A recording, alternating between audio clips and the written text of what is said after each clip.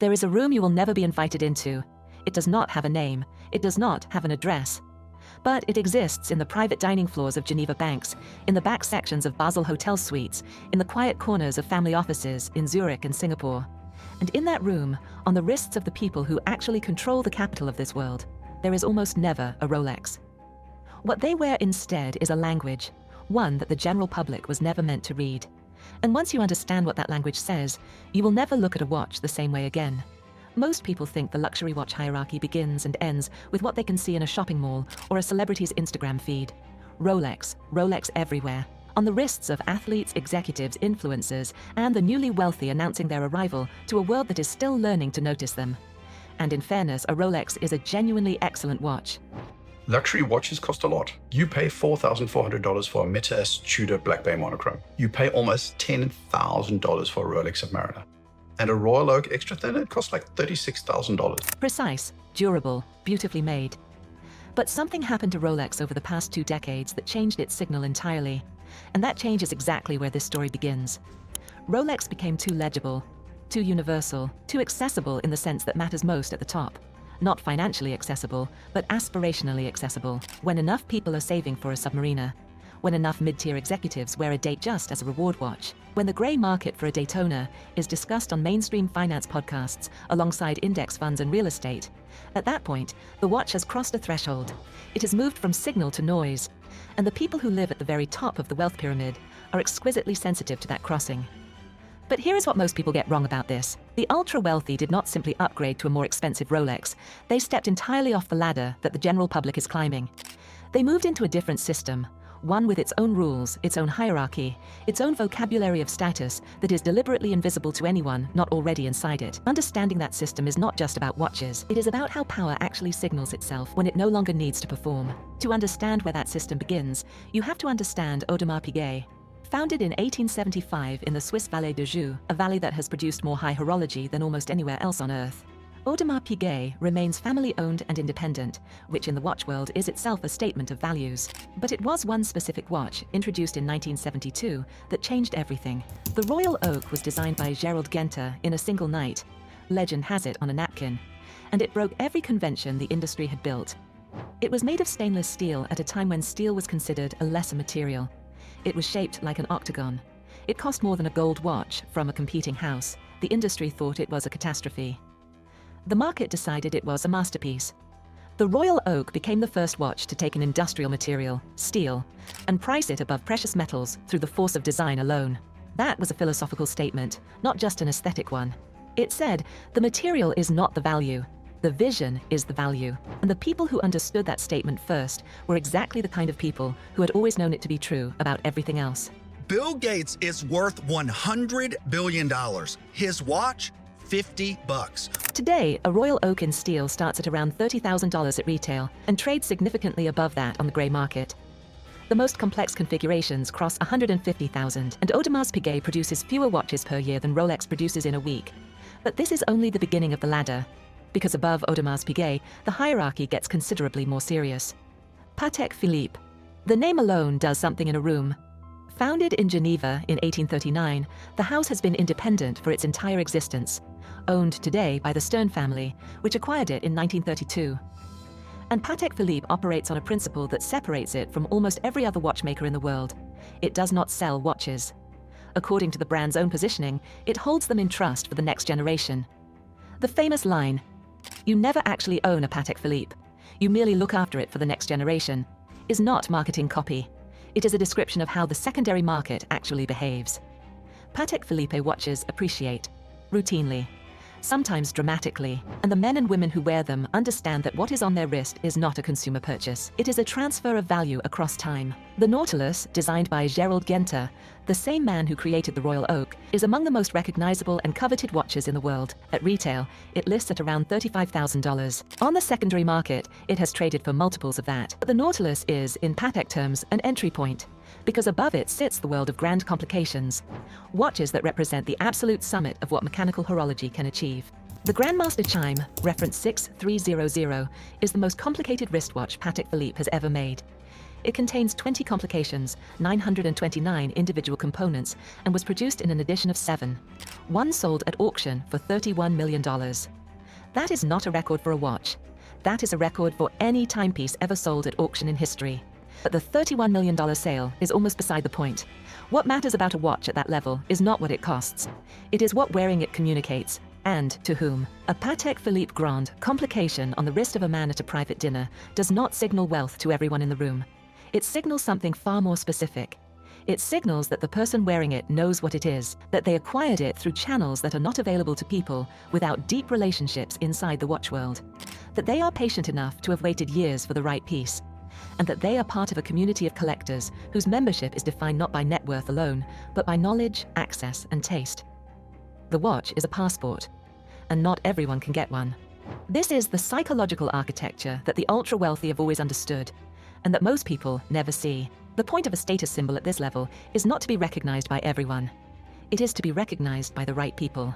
A $31 million watch worn in a room full of people who cannot identify it is not a failure of the signal. It is the signal. Invisibility to the uninitiated is precisely what confirms legitimacy to the initiated.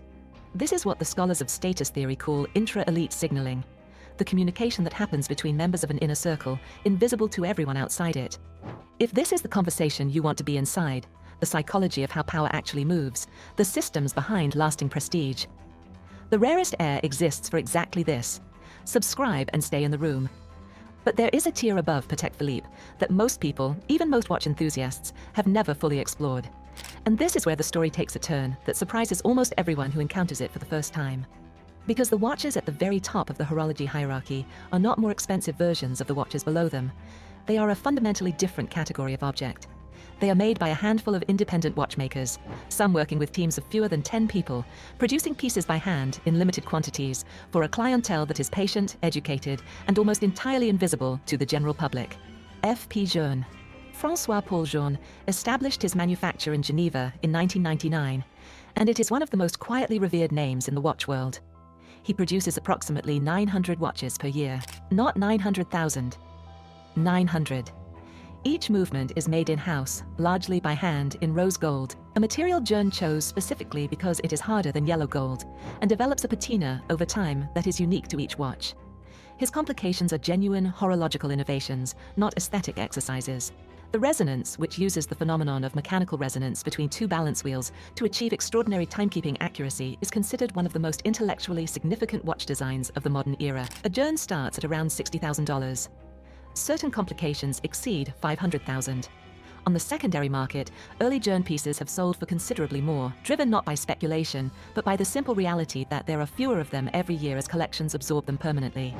The name you will hear whispered even more quietly in serious collector circles is Philippe Dufour.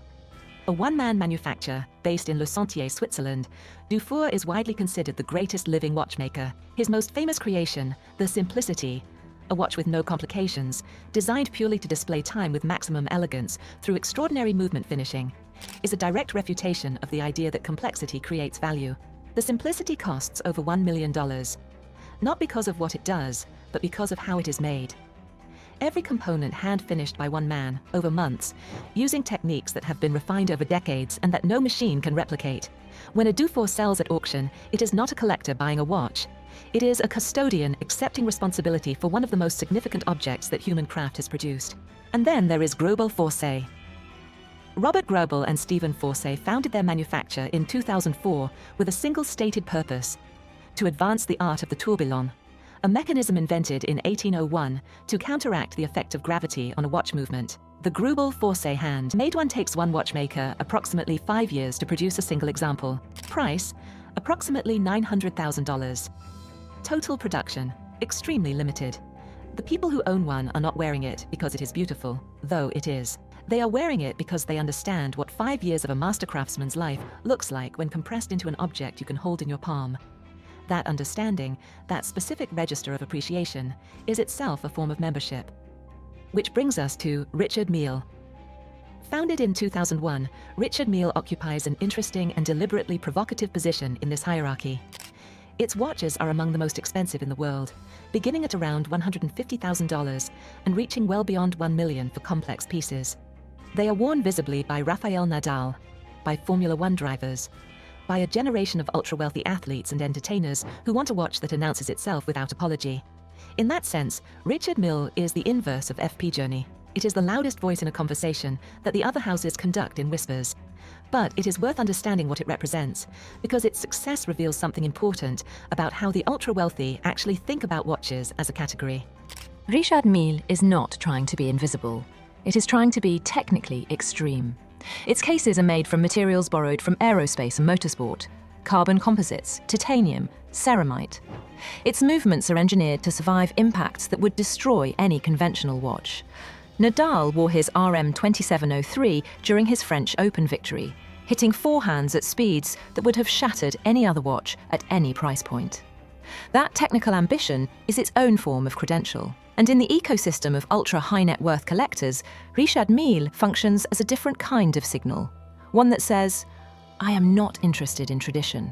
I am interested in the boundary of what is possible. The contrast between a Greubel Forsey and a Richard Mille is, in miniature, the contrast between two different philosophies of how wealth expresses itself at the highest level. One says, I have the patience to appreciate what took 5 years to make.